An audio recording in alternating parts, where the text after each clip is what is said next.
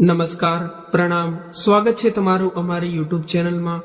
તો મિત્રો, આજની કહાની છે કે જ્યારે વહુ તેની સાસુને વૃદ્ધાશ્રમમાં મૂકવા જઈ રહી હતી ત્યારે તેણે ત્યાં કંઈક એવું જોયું કે તેના હોશ ઉડી ગયા।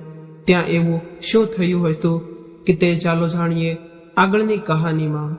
કવિતાજી સવારે ઉઠીને મંદિર જવાની તૈયારી કરી રહ્યા હતા ત્યારે પુત્રવધૂની આંખ ખુલી અને તેણે તેના પતિ વિપુલને કહ્યું કે વિપુલ, આટલી વહેલી સવારે રૂમનો દરવાજો ન ખોલો।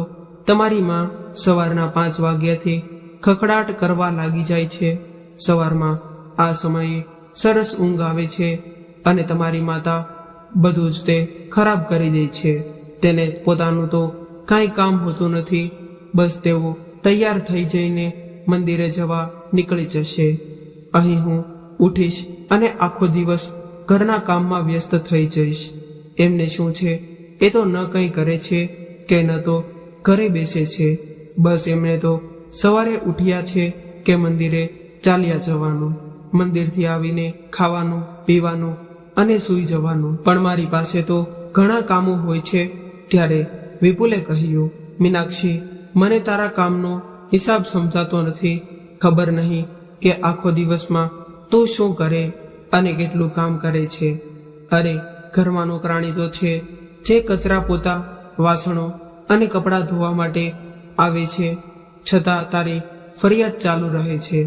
મીનાક્ષીએ કહ્યું, હા, ઘરમાં આ એક જ કામ થોડા છે, બીજા ઘણા બધા કામ કરવાના હોય છે।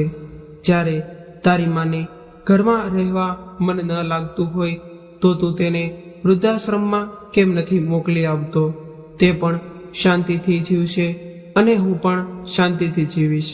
ત્યારે વિપુલ બોલ્યો, શું તું પણ એક વાત લઈને બેસી જાય છે? મારી માં તને સાફ સફાઈ અને શાકભાજી કાપવાનું કામ તો કરી આપે છે ને?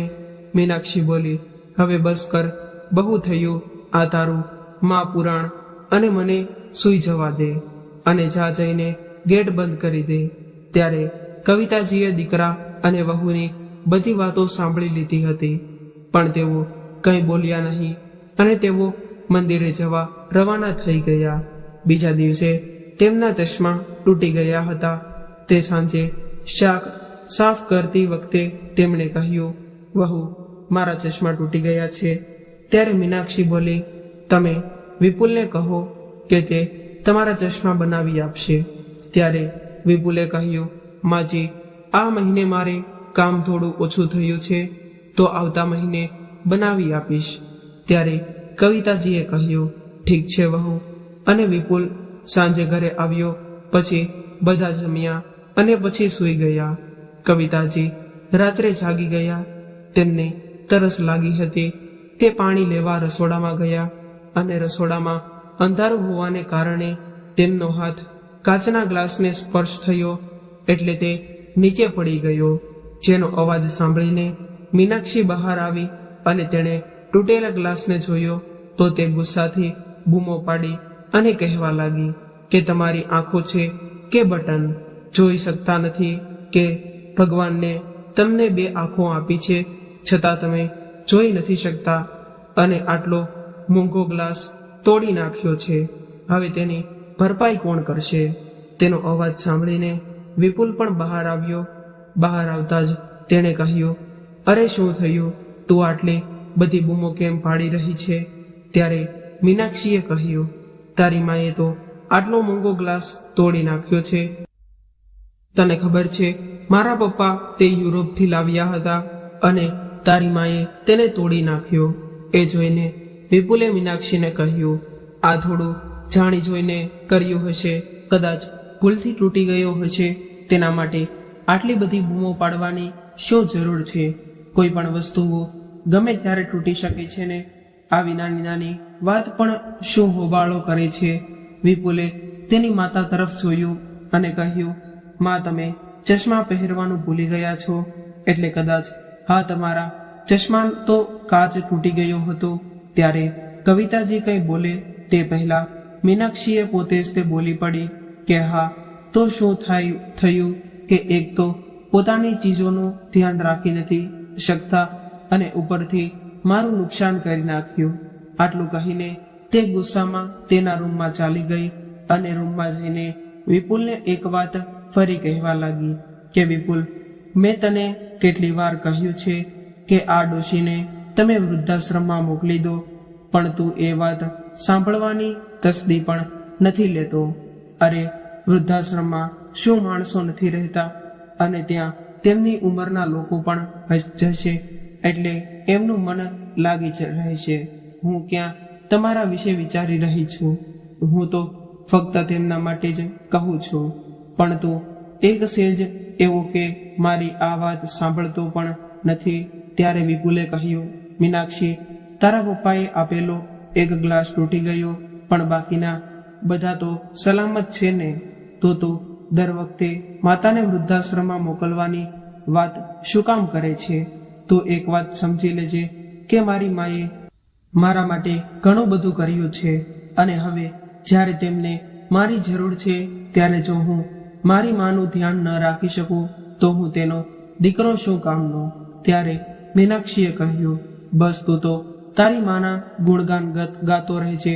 વિપુલ બોલ્યો, હા, કેમ ના ગાઉં? મારી માએ મારા માટે શું શું નથી કર્યું. મારા પિતાના મૃત્યુ પછી અમે એક પૈસા માટે બીજા પર નિર્ભીત બની ગયા હતા. ઘરમાં ખાવા માટે અનાજનો દાણો પણ ન હતો. ત્યારે મારી માં ભણેલી હોવા છતાં તેણે મારા ખાતર ક્યાંય સારી નોકરી ન કરી, કેમ કે તે કોઈ પણ જગ્યાએ નોકરી પણ ન ગઈ હોત તો તેમણે મને એકલો મૂકીને જવું પડ્યું હોત. એટલે મારી સાથે રહેવા માટે તેણે ઝાડુ મારવા, સાફ કરવા અને વાસણો ધોવા જેવા ઘણા બધા કામ કર્યા. અને તે પોતે દિવસમાં એક વખત જમીને અને ક્યારેય મને કોઈ વસ્તુની કમી ન આવવા દીધી. અને તને ખબર છે કે જ્યારે હું બહુ નાનો હતો ત્યારે મેં તેની પાસે એક વખત રેસલર સાયકલની માંગ કરી હતી. તે સમયે મારી માતાનો પગાર પણ ઘણો ઓછો હતો.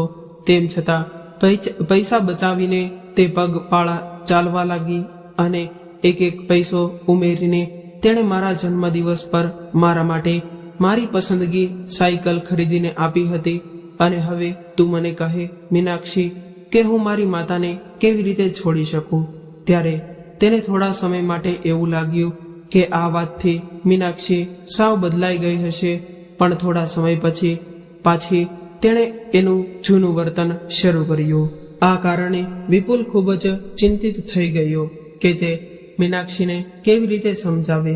પછી તેની નજર અચાનક સામેથી આવતા મહેશ પર પડી કે જે તેનો સાળો હતો, અને વિપુલને દૂરથી જોતા જ તે મહેશની તરફ દોડ્યો અને જલ્દીથી આવી તેણે તેને ગળે લગાડ્યો. મહેશ અને વિપુલ પછીથી સાળા બન્યા હતા. તે પહેલા તેઓ બેસ્ટ ફ્રેન્ડ હતા. બંને એકબીજાને બધી જ વાત કહેતા, પણ મહેશ છેલ્લા કેટલાય સમયથી શહેરની બહાર રહેતો હતો અને કામમાં વ્યસ્ત હોવાને કારણે બંને એકબીજા સાથે વાત પણ કરી નહોતા શકતા.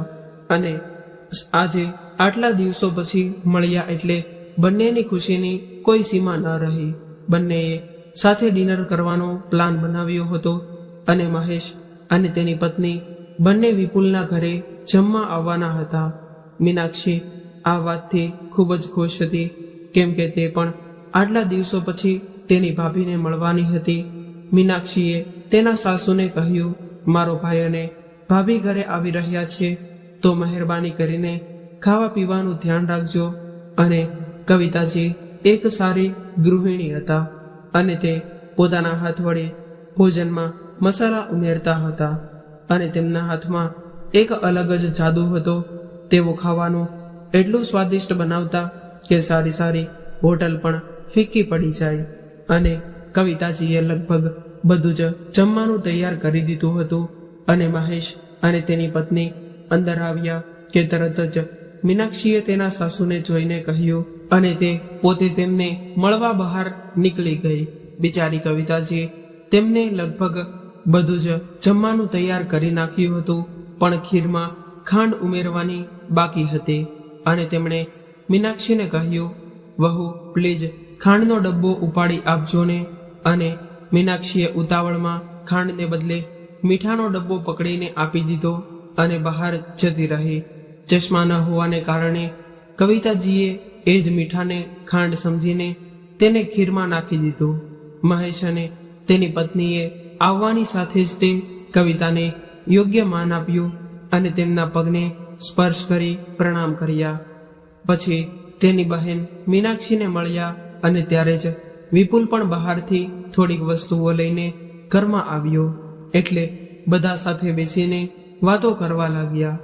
મહેશ અને તેની પત્ની માટે નાસ્તાની બધી જ વસ્તુઓ લઈને કવિતાજી આવ્યા, પણ મીનાક્ષી ત્યાં જ બેઠી રહી.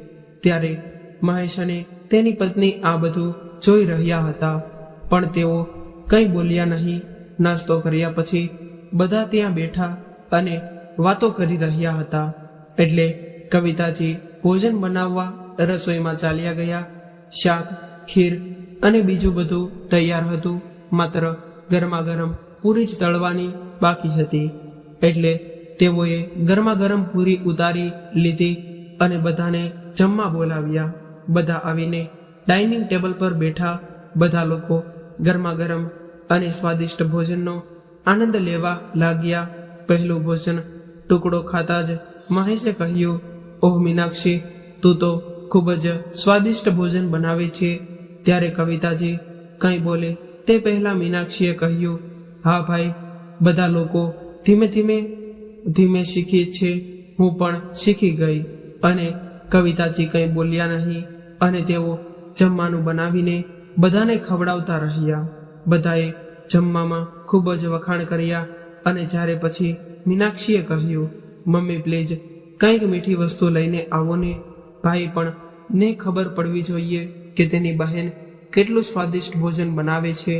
પછી કવિતાજી બધા માટે ખીર લઈને આવ્યા અને જેવી બધાએ ખીર ખાવાનું શરૂ કર્યું કે તરત જ બધા વોશરૂમ તરફ દોડ્યા, અથવા તો કોઈએ તો ડસ્ટબિનમાં જ તે ખીર નાખી દીધી. મીનાક્ષી થોડી ગભરાઈ ગઈ, એટલે પછી તેણે જાતે જ તે ખીર ચાખી અને ચાખ્યા પછી તેણે ખૂબ જોરથી બૂમ પાડી, મમ્મીજી, તમે આ શું કર્યું? તમને કોઈ અક્કલ છે કે નહીં?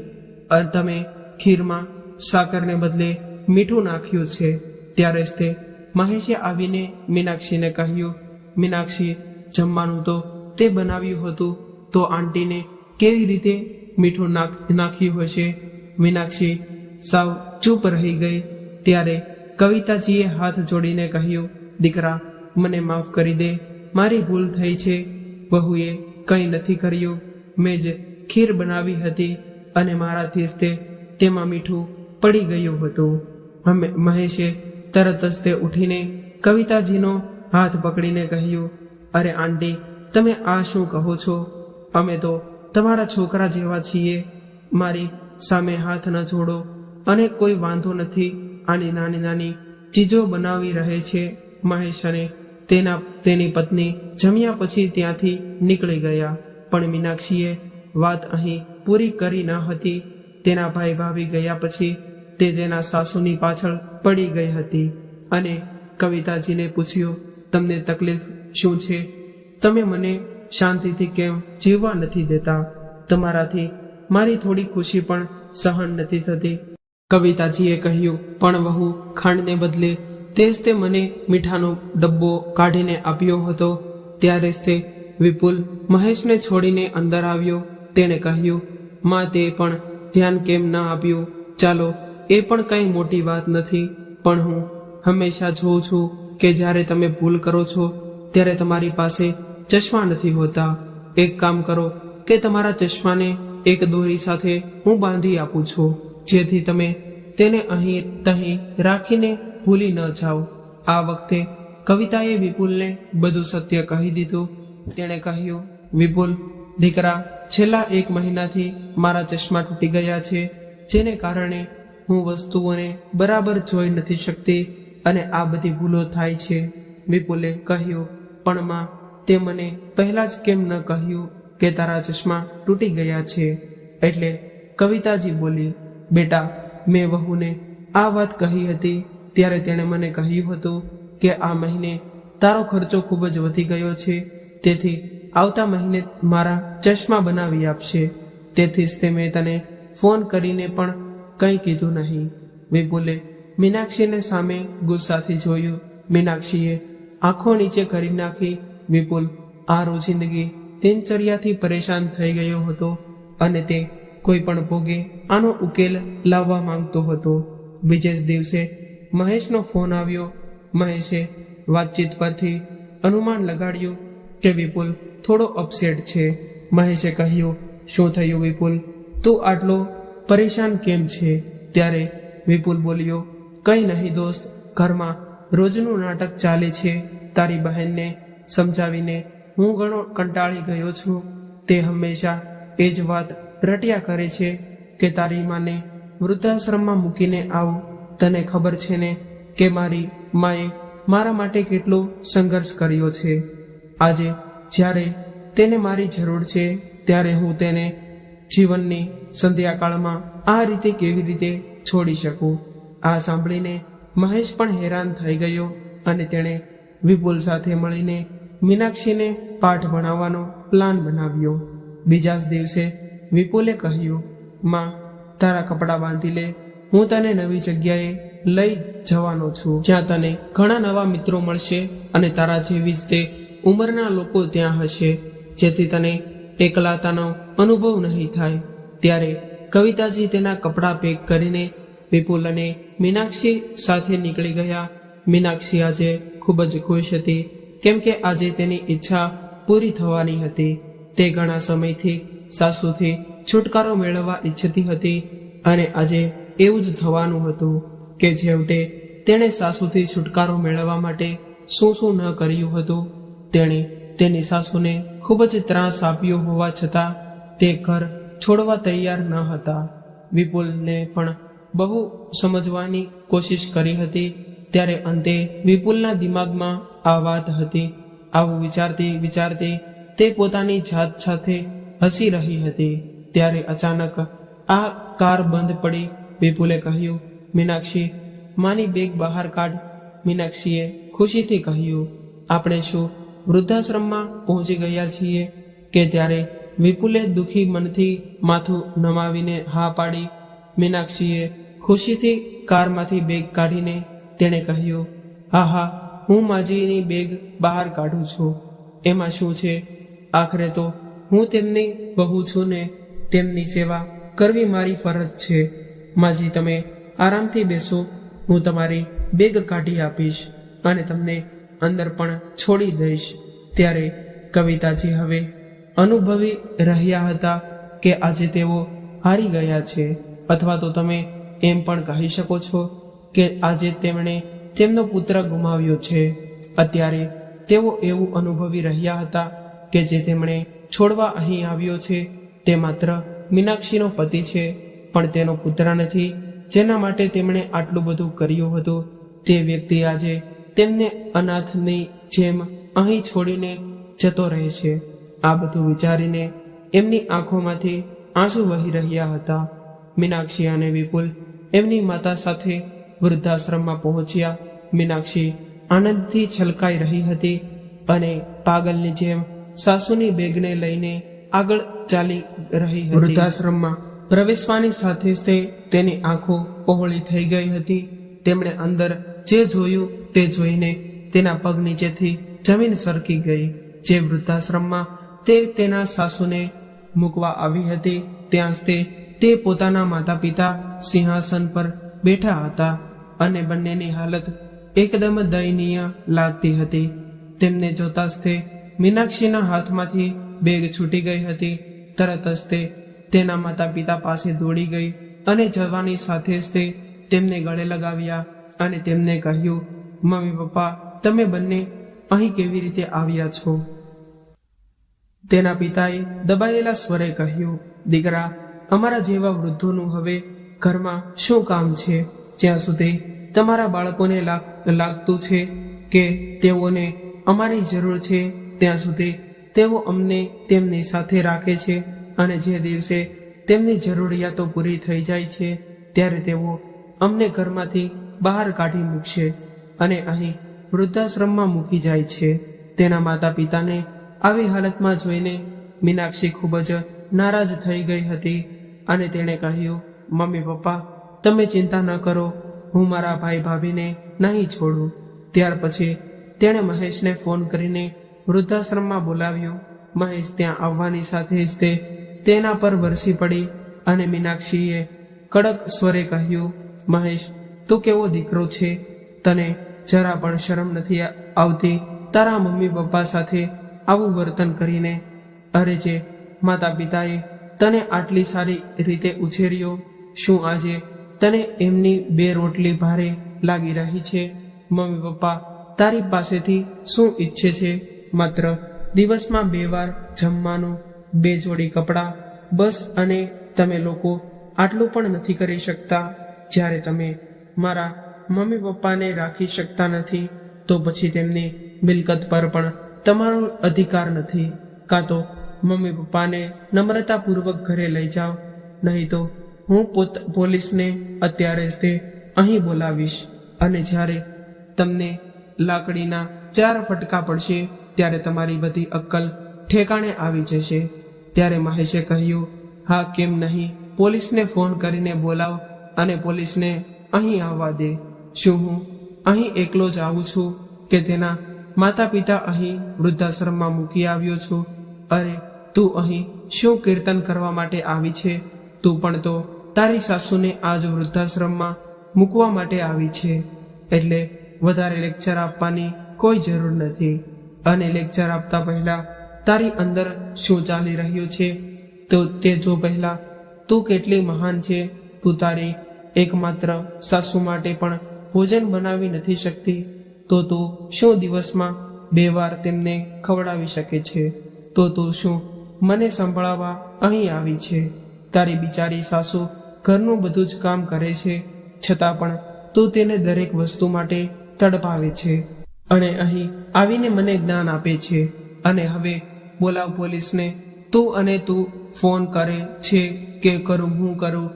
આ બધું જોઈને મીનાક્ષી સાવ ચૂપ થઈ ગઈ. હવે તેને પોતાની ભૂલનો અહેસાસ થઈ રહ્યો હતો.